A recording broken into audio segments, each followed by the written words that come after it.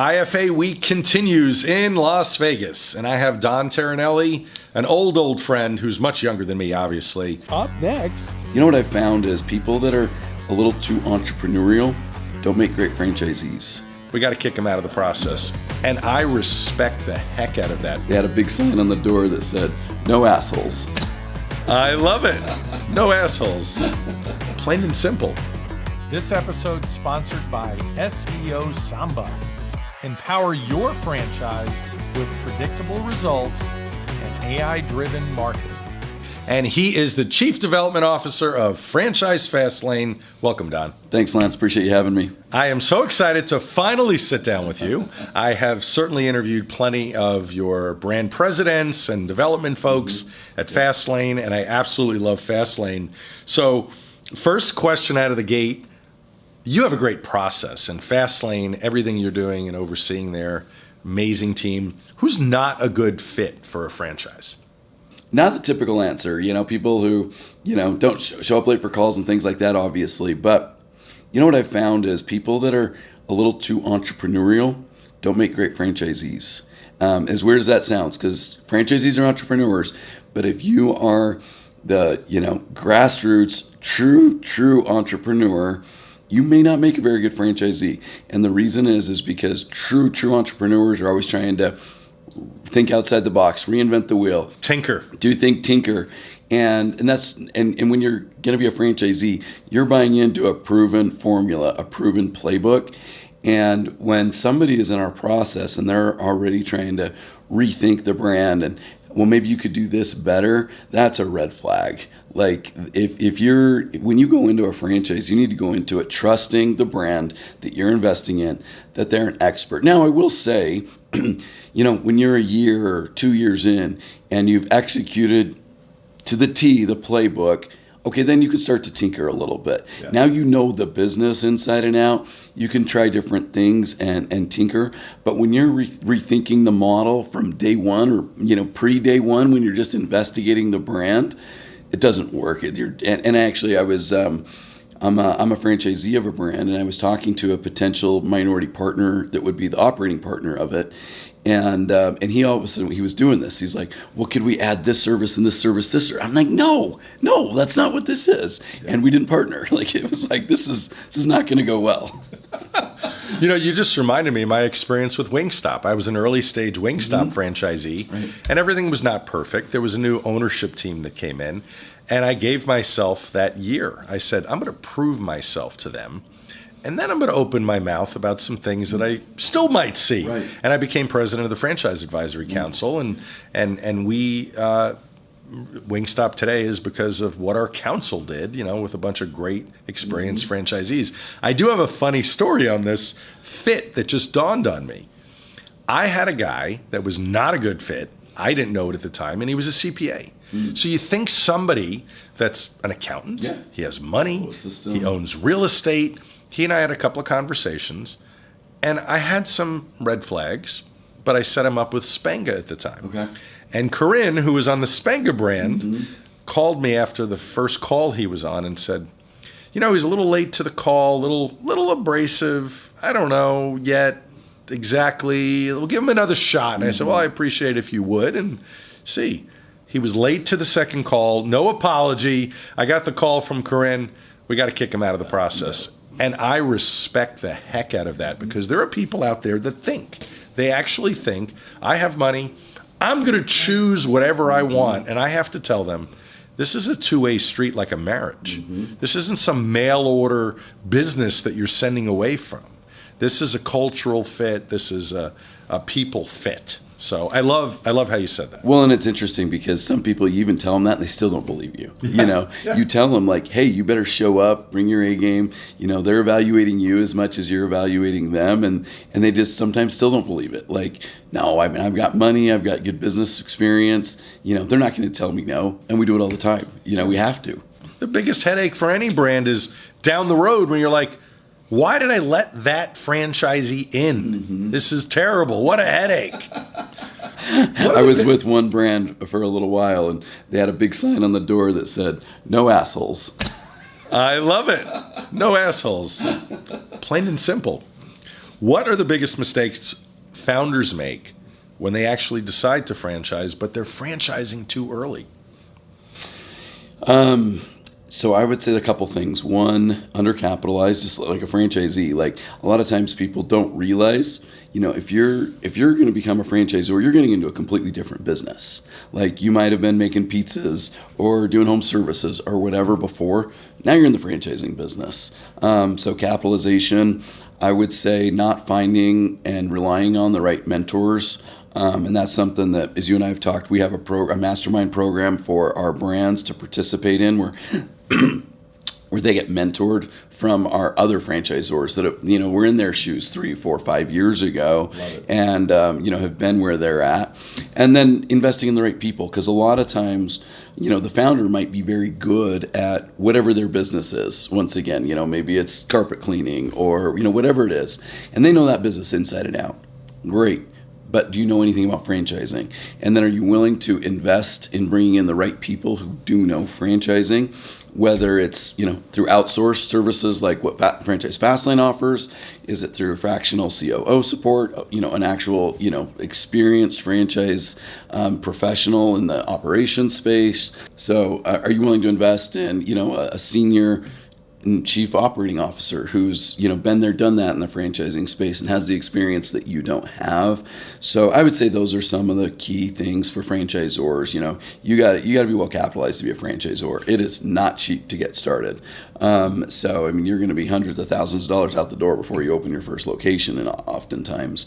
So finding the right mentors in the space and then investing in good people that know franchising. What are the best franchise candidates ask that others do not? I would say a few things. Like back when I was working with candidates regularly, I liked it when they would ask me, like, hey, what questions should I be asking to franchisees in validation?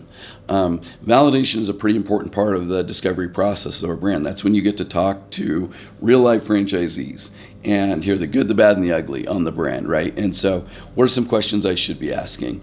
Going back to who shouldn't be a franchisee, what I would say is the ones who are not good are going to ask the, rethinking the model type questions. That's going to be a red flag all day long. You start getting on a call with a founder and start, asking them, why aren't you doing it this way? Maybe you should think about doing that. That's the fastest way to get told no. It's like saying your kid is ugly. Yeah, exactly. Like, what are we doing here? Like, you're investing in a brand with a playbook. Follow it. So yeah, in validation, you're going to want to ask questions like, how long did it take you to get to cash flow positive?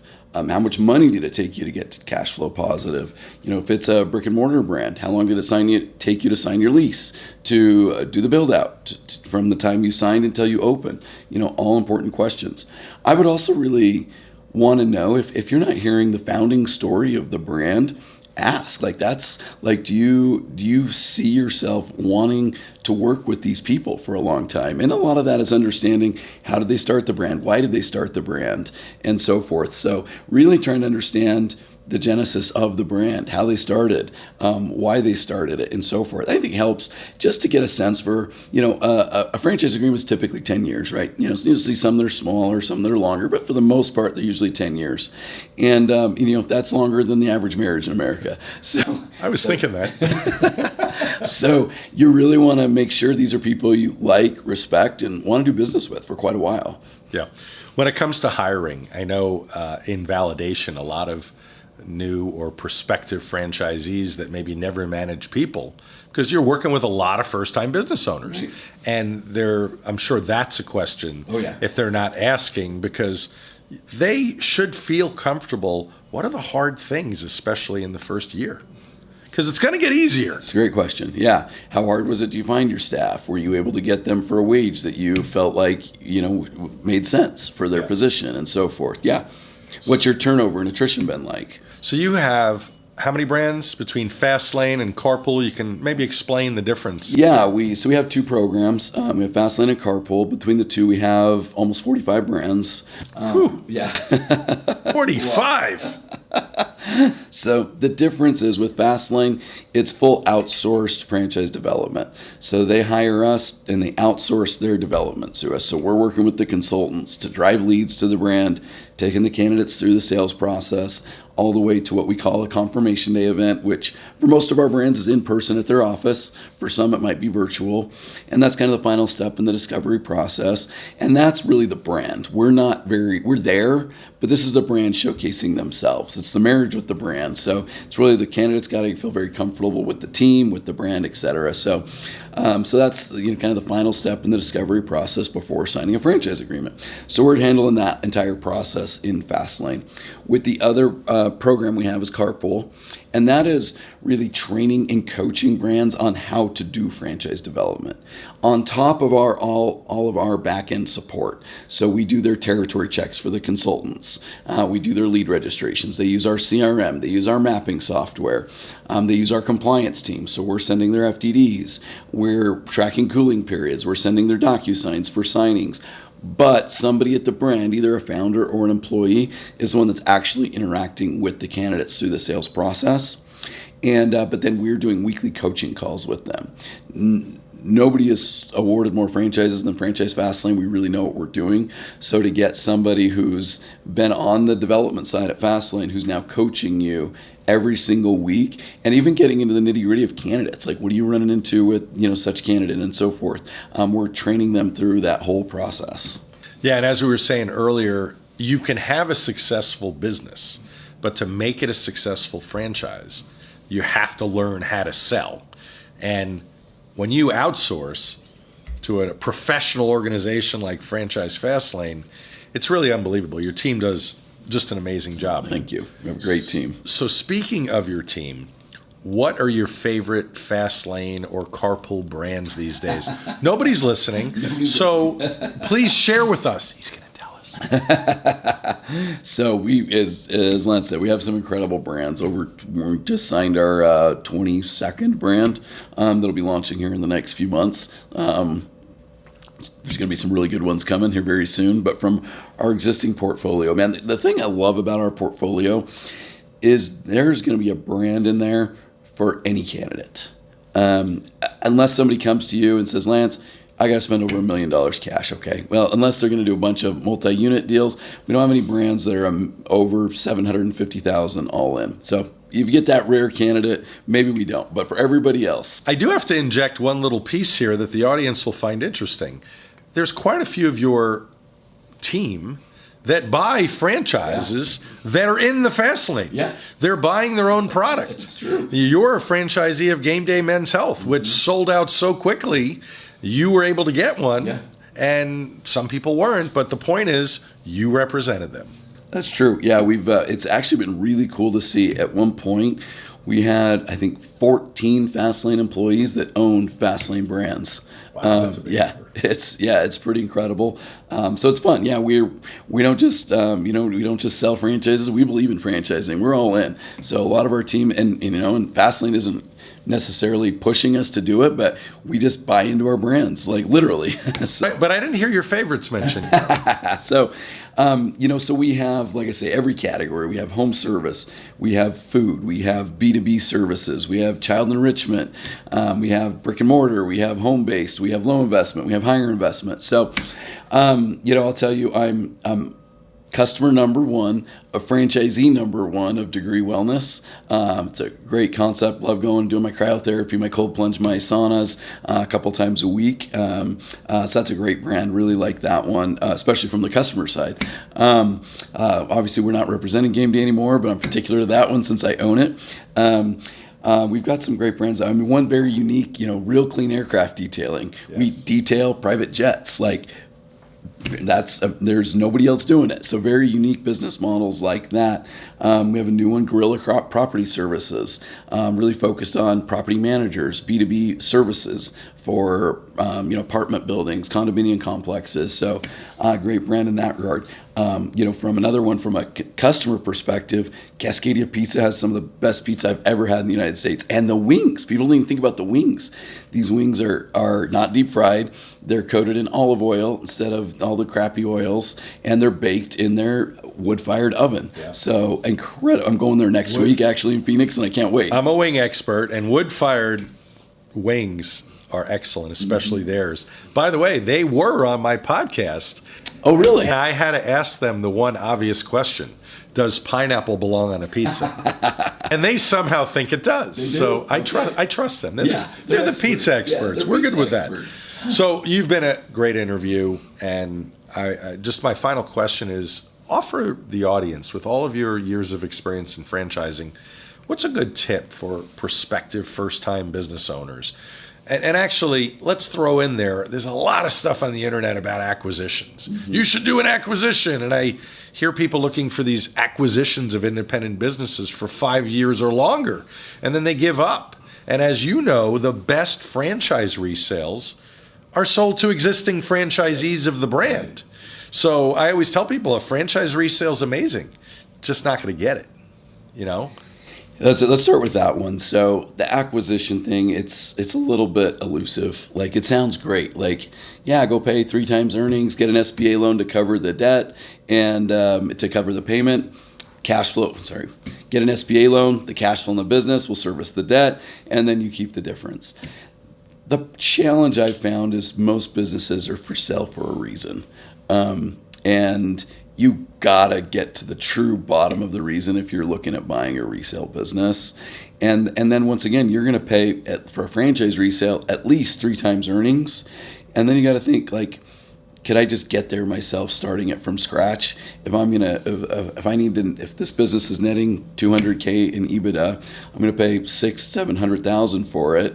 How much would it take me to just invest and go do it myself, or even a different brand? So this sounds great. I think it's, and occasionally I have talked to a few people that have done successful acquisitions of franchises, but they are very hard to come by, the good ones.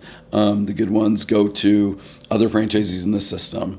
The good ones go to their kids. Like, there's, so.